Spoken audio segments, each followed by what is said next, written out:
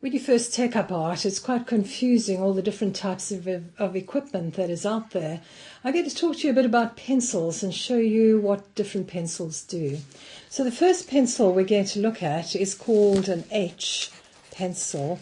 And when you try and sketch with it, it doesn't give you very much of something called tones.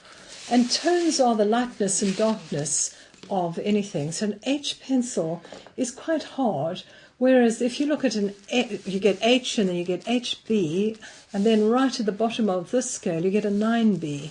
So this is an 8B, and an 8B you can press very lightly and you'll get the tone almost the same as an H, but as you press harder and harder and harder, you can see that the tonal scale changes completely until you've got an almost black.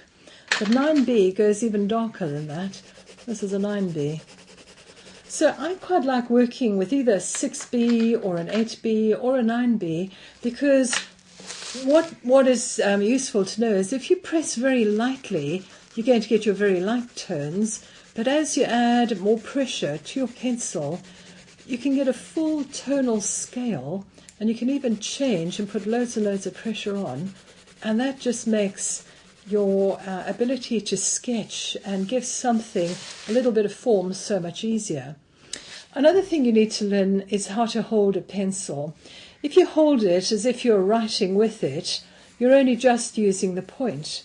But if you lay it down flat and then pick it up and then get the full width of the lead down on the paper and do a few little exercises like this, you're covering more area. That would take a long time to cover the full area. So let's imagine that we're going to shade a mug or a jug or something like that.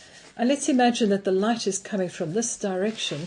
What I do is I turn the paper around, and then using a very, very light tone, I'll first just colour in really, very lightly, with a very light tone, the surface from this side.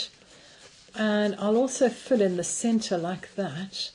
And then what I'll do is I'll take it to a very, very dark tone on this edge there, like that.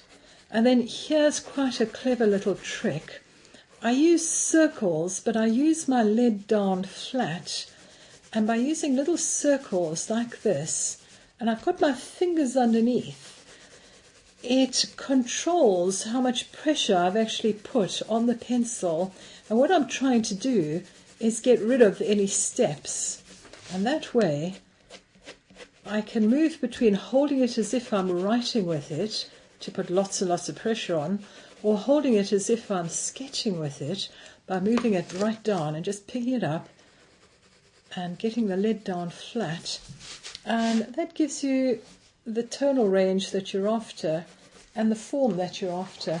And here's a mug that I did earlier, just to give you some idea of what we're after.